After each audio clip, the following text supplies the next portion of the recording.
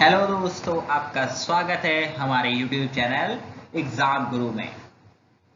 आज हम देखेंगे भारतीय राज्य व्यवस्था यानी इंडियन पॉलिटी कुछ महत्वपूर्ण क्वेश्चनों के बारे में।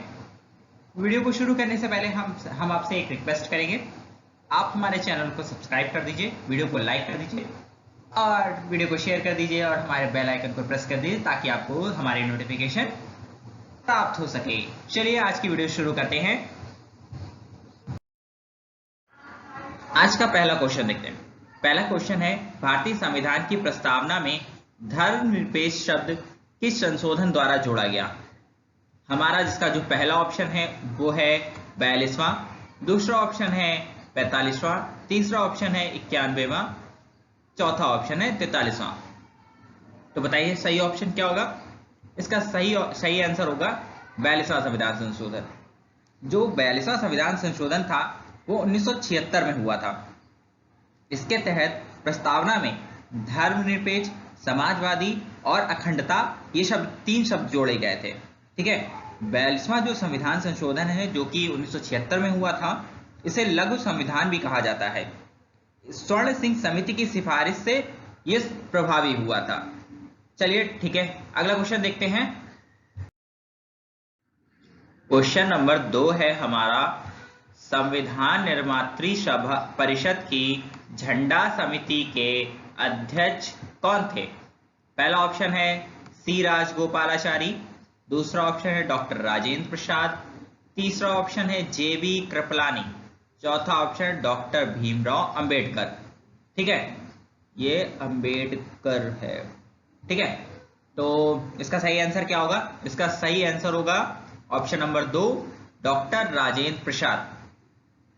इसी तरीके से कई और समितियां भी बनाई गई थी, जैसे कि प्रारूप समिति। प्रारूप समिति के अध्यक्ष कौन थे? प्रारूप समिति के अध्यक्ष डॉक्टर भीमराव अंबेडकर थे। झंडा समिति जो कि ये क्वेश्चन है, इसके कौन थे? डॉक्टर राजेंद्र प्रसाद। एक संघ संविधान समिति थी, इसके अध्यक्ष कौन थे? इसके अध्यक्ष थे जवाहरलाल नेहरू। और एक प्रांतीय संविधान समिति थी, इसके अध्यक्ष थे सरदार वल्लभ भाई पटेल। चलिए अगला क्वेश्चन देखते हैं। चलिए अगला क्वेश्चन देखते हैं। क्वेश्चन नंबर 3 है हमारा। क्वेश्चन नंबर 3 क्या है? आकस्मिकता निधि जो होती है वो राष्ट्रपति उसको कैसे व्यय कर सकता है? पहला ऑप्शन है राष्ट्रीय संकट के समय में, दूसरा है संसदीय स्वीकृति के बाद, तीसरा ऑप्शन है संसदीय स्वीकृति के पूर्व, चौथा ऑप्शन है नहीं व्यय कर सकता। तो चलिए बताइए इसका सही आंसर क्या होगा? इसका सही आंसर होगा संसदीय स्वीकृति से पूर्व। ठीक है, जो आकस्मिकता निधि होती है ये अनुच्छेद 267 में होती है। ठीक है, इसके अनुसार जो संसद की स्वीकृति के पूर्व भी राष्ट्रपति से खर्च कर सकता है। ये जो कानूनी विधि कुछ निधियां होती हैं उससे द्वारा इसमें प्राप्त की जाती हैं, आकस्मिकता निधि प्राप्त की जाती हैं। और ये जो निधियां हैं राष्ट्रपति के अधिकार में रहती हैं। ठीक है, ये कोई अप्रत्याशित अगर वह हमारे सामने आता है तो राष्ट्रपति उसको अग्रिम रूप से दे सकता है और जिसे बाद में संसद से अधिकृत कराया जा सकता है। ठीक है, चलिए अगला क्वेश्चन देखिए। हमारा अगला क्वेश्चन है क्वेश्चन नंबर 4। भारतीय संविधान में अवशिष्ट जो शक्तियां होती है यानी कि जिनका उल्लेख संविधान में नहीं किया गया है वो किसमें सन्निहित होती हैं? तो ये किसमें सन्निहित होती हैं? ये संसद में सन्निहित होती हैं। ठीक है, किसमें सन्निहित होती हैं? संसद में। ठीक है, अब इसी के अनुसार भारतीय जो संविधान है उसकी जो 7वीं अनुसूची है उसमें संघ तथा राज्य के मध्य कुछ विधायी शक्तियां जो होती हैं, ठीक है, उनके विभाजन के बारे में बताया गया है। ठीक है, जो 7वीं अनुसूची में तीन प्रकार की सूचियां दी गई हैं। पहला की संघ सूची, दूसरा राज्य सूची, तीसरा समवर्ती सूची। जो संघ सूची होती है उसमें केवल संघ ही अधिकार कानून बना सकता है। ठीक है, और जो राज्य सूची होती है उस पर कानून बनाने का अधिकार राज्य को होता है। और जो समवर्ती सूची होती है उसमें संघ तथा राज्य दोनों को ही कानून बनाने का अधिकार होता है। ठीक है, चलिए अगला क्वेश्चन देखते हैं। अगला क्वेश्चन देखते हैं। अगला क्वेश्चन है हमारा, योजना आयोग का जो उपाध्यक्ष है वो किसके समकक्ष होता है? योजना आयोग पहले हुआ करता था अब तो नीति आयोग बन गया है। चलिए फिर भी क्वेश्चन देखते हैं। ये किसके? पहला ऑप्शन है उपराष्ट्रपति के, दूसरा राज्य मंत्री के, तीसरा कैबिनेट मंत्री के, और चौथा सर्वोच्च न्यायालय के। तो इसका सही आंसर क्या होगा? इसका सही आंसर होगा कैबिनेट मंत्री के समकक्ष होता था। जो योजना आयोग था उसका जो पहले, अब तो नीति आयोग बन गया है, 1 जनवरी 2015 से योजना आयोग खत्म करके नीति आयोग बना दिया गया है। जो कि योजना आयोग का उपाध्यक्ष होता था वो मंत्रिमंडल के मंत्री के समान दर्जा रखता था, लेकिन केंद्रीय मंत्रिमंडल का सदस्य नहीं होता था। ठीक है, चलिए, और इसका कार्यकाल जो होता था एक निश्चित समय के लिए होता था। ठीक है, चलिए अगला क्वेश्चन देखते हैं। हमारा अगला क्वेश्चन है क्वेश्चन नंबर 6। सॉलिसिटर जनरल निम्न में से क्या होता है? ठीक है, तो पहला ऑप्शन है इसका राष्ट्रपति का कानूनी अधिकारी, दूसरा कानूनी सलाहकार होता है, तीसरा प्रशासनिक अधिकारी होता है, चौथा सरकारी अधिवक्ता होता है। तो इसका सही आंसर क्या होगा? इसका सही आंसर होगा ये कानूनी सलाहकार होता है। ठीक है, जो भारत का जो महान्यायवादी होता है वो अनुच्छेद 76 में आता है, और इसी महान्यायवादी को सलाह देने या सहायता के लिए सॉलिसिटर जनरल और 2 अतिरिक्त सॉलिसिटर जनरल जो नियुक्त किए जाते हैं। ठीक है, जो भारत का महान्यायवादी होता है वह भारत सरकार का सर्वप्रथम विधि अधिकारी होता है। भारत का महान्यायवादी मंत्रिमंडल का सदस्य नहीं होता है, किंतु उसे सदन में या उसकी समिति में बैठने और बोलने का अधिकार होता है, लेकिन वोट देने का अधिकार नहीं होता है। चलिए अगला क्वेश्चन देखते हैं। हमारा अगला क्वेश्चन है क्वेश्चन नंबर 7। मुख्य चुनाव आयुक्त को पदच्युत किया जाता है किसके द्वारा? पहला ऑप्शन है मुख्य न्यायाधीश सुप्रीम कोर्ट द्वारा, दूसरा है राष्ट्रपति द्वारा, तीसरा है मंत्रिमंडल के प्रस्ताव द्वारा, और चौथा है संसद के दोनों सदस्यों के 2/3 बहुमत से प्रमाणित कदाचार के आधार पर। तो इसका सही आंसर क्या होगा? इसका सही आंसर होगा ऑप्शन नंबर 4, संसद के दोनों सदनों के सदस्यों के 2/3 बहुमत से प्रमाणित कदाचार के आधार पर। ठीक है, जो भारत के निर्वाचन आयोग में एक जो मुख्य निर्वाचन आयुक्त होगा और कुछ अन्य निर्वाचन आयुक्त होंगे, और जिनकी संख्या राष्ट्रपति द्वारा समय समय पर निर्धारित की जाएगी। मुख्य निर्वाचन आयुक्त को उसके पद से कैसे हटाया जा सकता है? जैसे कि उच्चतम न्यायालय के न्यायाधीशों को हटाया जाता है और उन्हें दुर्व्यवहार और अक्षमता के आधार पर हटाया जा सकता है। ठीक है, विशिष्ट बहुमत द्वारा। चलिए अगला क्वेश्चन देखते हैं। हमारा अगला क्वेश्चन है क्वेश्चन नंबर 8। मंडल आयोग की रिपोर्ट किस वर्ष प्रस्तुत की गई? पहला ऑप्शन 1990, दूसरा ऑप्शन 1983, तीसरा ऑप्शन 1980, चौथा ऑप्शन 1977। ठीक है, तो इसका सही आंसर क्या होगा? इसका सही आंसर होगा 1980। ठीक है, जो अनुच्छेद 340 था उसके तहत राष्ट्रपति को पिछड़े वर्ग की दशाओं और कठिनाइयों की जांच करने के लिए और उसमें सुधार करने के लिए सुधार के लिए सिफारिश करने के लिए एक पिछड़ा वर्ग आयोग नियुक्त किया गया था। अभी तक राष्ट्रपति द्वारा 2 पिछड़ा वर्ग आयोग का गठन किया गया है। पहला जो था 29 जनवरी 1953 को काका केलकर की अध्यक्षता में बनाया गया था, जो काका केलकर आयोग था। दूसरा 20 सितंबर 1978 में वीपी मंडल की अध्यक्षता में मंडल आयोग बनाया गया था। ठीक है, और इसमें क्या कहते हैं, इसमें पिछड़े वर्ग को 27% आरक्षण की सिफारिश की गई थी। ठीक है, चलिए अगला क्वेश्चन देखते हैं। चलिए अगला क्वेश्चन है क्वेश्चन नंबर 9 है हमारा, निम्नलिखित में से कौन सा सामाजिक अधिनियम नहीं है? ठीक है, इसका पहला ऑप्शन है मीशा, दूसरा है एंटी डाउरी एक्ट, तीसरा ऑप्शन है प्रोटेक्शन ऑफ सिविल राइट्स, चौथा ऑप्शन है prevention of immoral traffic act. तो इसका सही आंसर क्या होगा? इसका सही आंसर होगा मीशा, और मीशा का फुल फॉर्म होता है maintenance of internal security act. और ये किस प्रकार का एक्ट है? ये है हमारा एक तरीके से राष्ट्रीय सुरक्षा से जुड़ा हुआ एक कानून है। ठीक है, मीशा। बाकी सब हमारे कौन से हैं? सामाजिक अधिनियम है। ठीक है, चलिए अगला क्वेश्चन देखते हैं। हमारा अगला क्वेश्चन है क्वेश्चन नंबर 10, मौलिक अधिकारों का संरक्षक कौन है? पहला है सर्वोच्च न्यायालय, दूसरा है संसद, तीसरा है राष्ट्रपति, चौथा है प्रधानमंत्री। तो इसका सही आंसर क्या होगा? इसका सही आंसर होगा ऑप्शन नंबर 1, सर्वोच्च न्यायालय। जो भारत का संविधान है उसका जो भाग 3 है उसमें मौलिक अधिकारों के बारे में चर्चा की गई है। जो मौलिक अधिकार अगर कोई भी उसका अतिक्रमण करता है तो वह उच्चतम न्यायालय में यानी सर्वोच्च न्यायालय में अनुच्छेद 32 के तहत और हाई कोर्ट में अनुच्छेद 226 के तहत जा सकता है। ठीक है, किसी भी व्यक्ति को मौलिक अधिकारों का अगर मतलब किसी भी व्यक्ति के मौलिक अधिकारों का अगर उल्लंघन होता है तो वह सीधे सुप्रीम कोर्ट भी जा सकता है। ठीक है, चलिए अगला क्वेश्चन देखते हैं। हमारा अगला क्वेश्चन है क्वेश्चन नंबर 11। राष्ट्रपति और उपराष्ट्रपति की अनुपस्थिति में कौन कार्यभार ग्रहण करेगा? पहला ऑप्शन है सर्वोच्च न्यायालय का मुख्य न्यायाधीश, दूसरा है लोकसभा का अध्यक्ष, तीसरा है मंत्रिपरिषद, चौथा है प्रधानमंत्री का कैबिनेट। तो इसका सही आंसर क्या होगा? इसका सही आंसर होगा सर्वोच्च न्यायालय का मुख्य न्यायाधीश। जब हमारे देश में कोई भी ऐसी कंडीशन बनती है जब राष्ट्रपति और उपराष्ट्रपति दोनों ही अपने पद पर ना हो तो सर्वोच्च न्यायालय का मुख्य न्यायाधीश राष्ट्रपति के रूप में कार्य करता है। हमारे देश में सिर्फ एक बार ऐसी कंडीशन बनी है जब राष्ट्रपति उपराष्ट्रपति दोनों ही अपने पद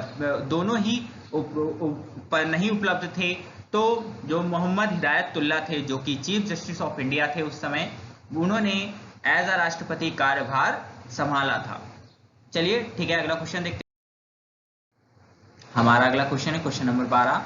राज्यपाल किसके प्रति उत्तरदायी होता है? पहला ऑप्शन प्रधानमंत्री, दूसरा राष्ट्रपति, तीसरा ऑप्शन है विधानसभा, चौथा ऑप्शन है मुख्यमंत्री। तो इसका सही आंसर क्या होगा? इसका सही आंसर होगा ऑप्शन नंबर 2, राष्ट्रपति। ठीक है, जो राज्यपाल होता है अनुच्छेद 155 के तहत उसकी नियुक्ति की जाती है। अनुच्छेद जो 156A है उसमें लिखा गया है कि राज्यपाल राष्ट्रपति के प्रसाद पर्यंत जो है पद धारण करेगा। ठीक है, चलिए अगला क्वेश्चन देखते हैं। हमारा अगला क्वेश्चन है क्वेश्चन नंबर 13। राष्ट्रपति के उम्मीदवार के लिए क्या आवश्यक है? ठीक है, क्या आवश्यक नहीं है? पहला ऑप्शन है आयु का 35 वर्ष हो, पढ़ा लिखा हो, सांसद चुने जाने की योग्यता रखता हो और देश का नागरिक हो। तो इसका सही आंसर क्या होगा? इसका सही आंसर होगा ऑप्शन नंबर 2, पढ़ा लिखा हो। भारत में जो राष्ट्रपति का चुनाव है वो अनुच्छेद 58 के अंतर्गत किया जाता है। उसकी अनुच्छेद 52 में लिखा गया है कि भारत का एक उपराष्ट्रपति होगा, और अनुच्छेद 58 में जो राष्ट्रपति के पद के लिए जो अर्हताएं उसका वर्णन किया गया है। ठीक है, क्या क्या अर्हताएं चाहिए राष्ट्रपति पद के लिए? पहला, भारत का वह नागरिक हो। दूसरी अर्हता है वह 35 वर्ष की आयु पूर्ण कर चुका हो। दूसरी उसकी अर्हता है वह लोकसभा का सदस्य निर्वाचित होने के योग्य हो। और चौथी है वह किसी लाभ के पद पे नहीं होना चाहिए।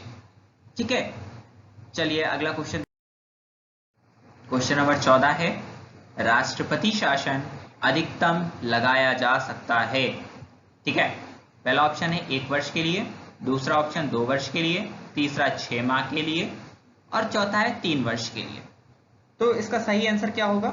इसका सही आंसर होगा ऑप्शन नंबर 4, 3 वर्ष के लिए। ठीक है, किसी भी राज्य में राष्ट्रपति शासन जो होता है अनुच्छेद 356 के अंतर्गत दो आधारों पर लगाया जा सकता है। पहला तो यह है कि 356 में जब राष्ट्रपति को यह लगे कि राज्य सरकार संविधान के प्रावधानों के अनुसार नहीं चल रही है। ठीक है, दूसरा कब? अनुच्छेद 365 के तहत कोई राज्य केंद्र द्वारा दिए गए निर्देशों का पालन करने में असफल हो जाती है, तो संविधान के अनुच्छेद 356 के अधीन राष्ट्रपति शासन की उद्घोषणा प्रत्येक 6 माह पर पुनः संसद के दोनों सदनों द्वारा पारित होकर अधिकतम 3 वर्ष तक बढ़ाई जा सकती है। ठीक है, चलिए अगला क्वेश्चन देखते हैं। हमारा अगला क्वेश्चन नंबर 15। कैबिनेट में सम्मिलित होते हैं कौन कौन सम्मिलित होते हैं? पहला ऑप्शन कैबिनेट मंत्री स्तर के सभी मंत्री, दूसरा केवल कैबिनेट मंत्री, तीसरा ऑप्शन है कैबिनेट मंत्री और राज्य मंत्री। चौथा ऑप्शन है कैबिनेट राज्य और उप मंत्री। तो इसका सही आंसर क्या होगा? कैबिनेट में कौन कौन शामिल होता है? कैबिनेट में केवल कैबिनेट मंत्री ही शामिल होते हैं।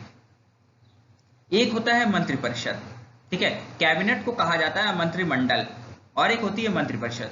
मंत्रिपरिषद में मंत्रिमंडल भी आता है, उसमें कौन कौन शामिल होते हैं?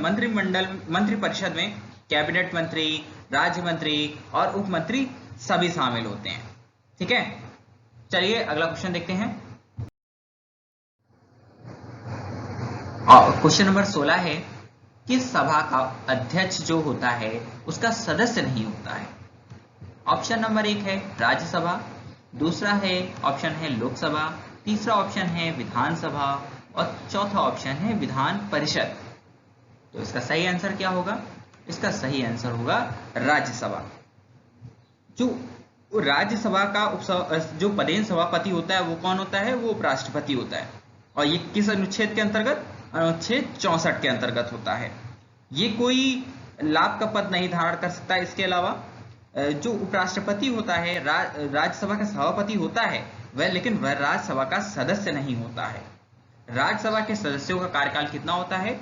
वो 6 वर्ष होता है, लेकिन उपराष्ट्रपति का कार्यकाल कितना होता है? 5 वर्ष होता है, ठीक है। चलिए अगला क्वेश्चन देखते हैं।